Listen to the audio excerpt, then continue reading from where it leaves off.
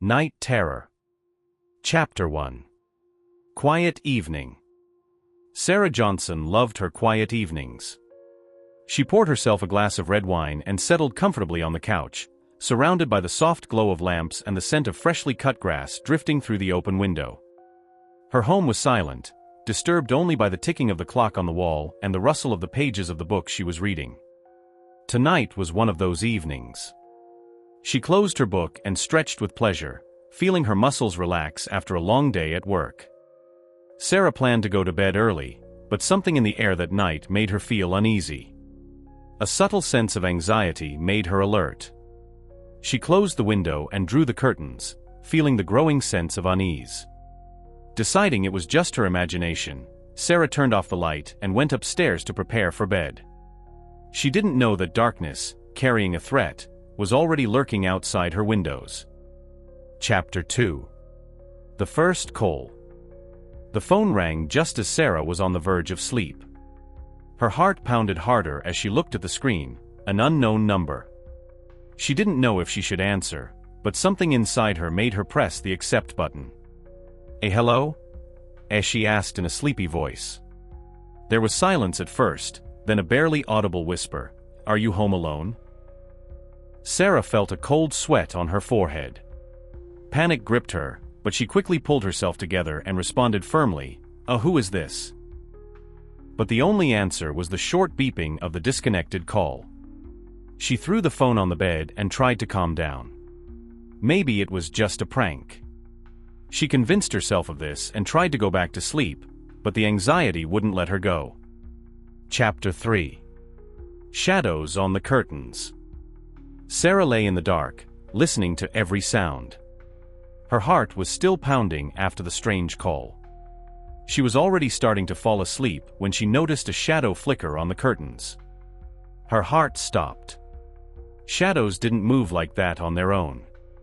She slowly got out of bed and approached the window, trying not to make a sound. She peered through the gap in the curtains and saw a figure standing outside. He wasn't moving, just staring straight at her window. Sarah backed away, trying not to panic. She grabbed her phone and dialed 911, but before she could press the call button, the light suddenly went out. The house plunged into darkness. Sarah lay in the dark, listening to every sound. Her heart was still pounding after the strange call. She was already starting to fall asleep when she noticed a shadow flicker on the curtains. Her heart stopped. Shadows didn't move like that on their own. She slowly got out of bed and approached the window, trying not to make a sound. She peered through the gap in the curtains and saw a figure standing outside. He wasn't moving, just staring straight at her window. Sarah backed away, trying not to panic. She grabbed her phone and dialed 911, but before she could press the call button, the light suddenly went out. The house plunged into darkness. Chapter 4. Threat becomes reality. The light went out, and the house was plunged into thick darkness. Sarah stood still, trying to adjust to the darkness and listening to every sound. Her hands were shaking, and her heart was pounding so hard it felt like it was about to burst out of her chest. Then she heard a sound. A light creak coming from the hall. Someone was in her house. This was no dream, no figment of her imagination. Someone had really broken in. Sarah quietly made her way to the closet where she kept a baseball bat. Her father had once taught her how to defend herself, and she hoped those skills wouldn't be needed, but now the situation had changed. She pressed her back against the wall, holding the bat ready. She knew she had to survive no matter what. The bedroom door slowly began to open, and her breath caught. A figure appeared in the dark, and Sarah was ready to fight back. Chapter 5. Fight for Life. The figure approached, and Sarah swung the bat with all her might. The intruder managed to dodge, but the bat hit his shoulder. He growled in pain and turned towards her, grabbing her wrist. Sarah broke free and tried to hit him again, but he was faster. He pushed her onto the bed and leaned over her, squeezing her hand so hard she cried out. But she wasn't going to give up. She kneed him in the stomach, forcing him to loosen his grip. She broke free and jumped to her feet, throwing the bat at him. The man dodged, but it gave her a chance to run out of the room and lock herself in the bathroom. Sarah breathed heavily, listening to the intruder trying to open the door. Chapter 6. Corners and Hiding. Sarah held her breath, sitting in the bathroom and listening to the sounds outside the door. She knew she couldn't stay there long, they would find her. She had to come up with something. She looked at the window. It was small, but maybe she could squeeze through. Sarah carefully got up and tried to open the window. It was stuck, but she kept trying until she heard a crack. The window gave way. Sarah climbed out and found herself in the yard. She looked around, trying to figure out where to go. Her only goal was to get as far away from the house as possible. She ran through the backyard, trying not to make any noise, hoping the intruder wouldn't notice her. Chapter 7. Bravery. Being on the street made Sarah feel a bit more confident, but her fear didn't go away. She ran down the street, looking around for any sign of life. Her breathing was erratic, her heart pounding like a drum. Finally, she saw a light in one of the houses and ran to it. She knocked on the door, shouting for help. Finally, the door opened, and an elderly man stood before her. "Help me, please," Sarah pleaded. "Someone broke into my house." The man looked at her in confusion but then understood the seriousness of the situation and let her in, locking the door behind her. Sarah was safe, but she knew it wasn't over yet.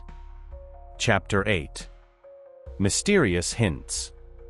Detective Mark Anderson arrived at the scene half an hour later. Sarah sat on the couch in the elderly man's house, who kindly offered her tea. Her hands were shaking as she held the cup, but she managed to tell the detective everything that had happened. He was tall, muscular. "I didn't get a good look at his face because it was dark," as she said, trying to remember the details. Anderson listened to her carefully, taking notes. "We'll check your house and the surrounding area. If this man left any traces, we'll find them." Sarah nodded, trying to calm down. The detective left her in the elderly man's house and went to the crime scene. She felt a bit safer, but her mind was still gripped by fear. Chapter 9. Knots in Memories. Sarah sat on the couch, trying to make sense of what had happened. Her memory started piecing together events that she hadn't previously connected. Strange calls, rustling outside the window, the feeling of being watched, it all now seemed part of a single picture. She remembered finding the gate in the yard open a few days ago, even though she was sure she had closed it. Earlier, her dog had constantly barked at an empty spot behind the fence, but she hadn't paid it any attention. Now all these things seemed like warnings she had ignored. Fear and the realization of the danger grew sharper. Chapter 10. Arrival of Help. Detective Anderson returned with news. "We found footprints in your backyard and several fingerprints on the doorknob. This might help us find your intruder." Sarah felt relieved, knowing that the investigation was progressing. The detective assured her that they would do everything possible to find the criminal and ensure her safety. Her life started to return to normal, but she knew there was still much to uncover. Chapter 11. Open Wounds. Sarah returned to her home, but the fear still haunted her.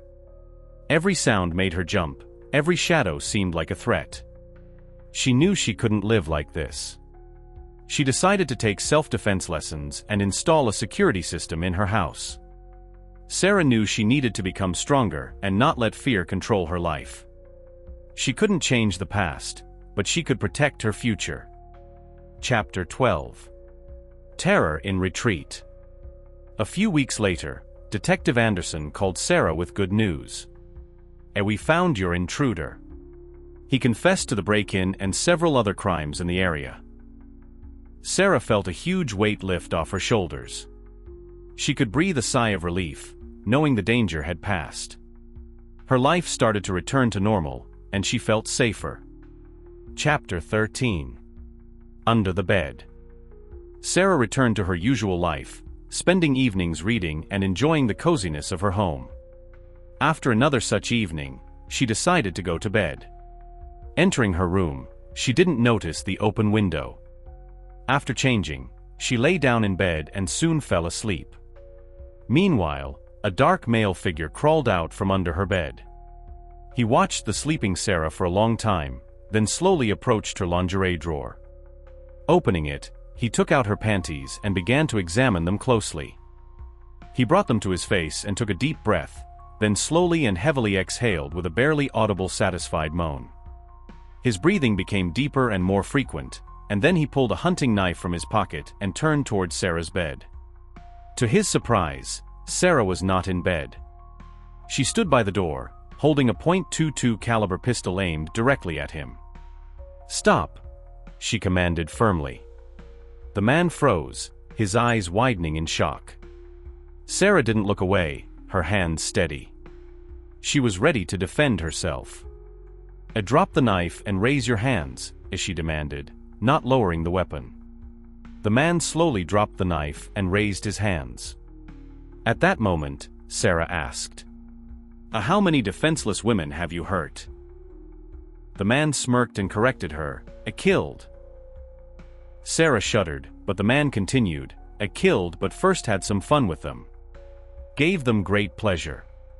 I love listening to their screams of pain." Tears filled Sarah's eyes as she asked again, "How many did you kill?" and took the safety off the pistol. The man replied with a smirk, "Oh well, you will be my 8th bitch." Sarah looked at him for a few seconds, then exhaled and said firmly, "Oh no, my dear." She aimed the pistol at the man's groin. "I will be the one who shoots your balls off." Fear flashed in his eyes.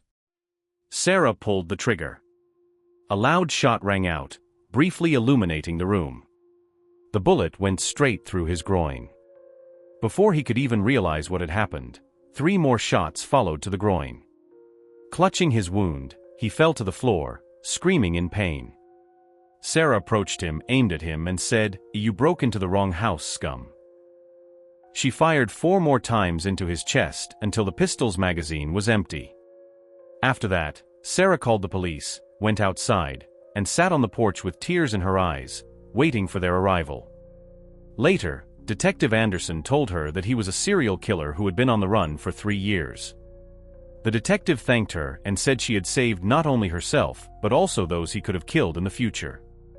After what happened, Sarah decided to sell her house, move to another city, and start a new life, leaving the nightmare behind.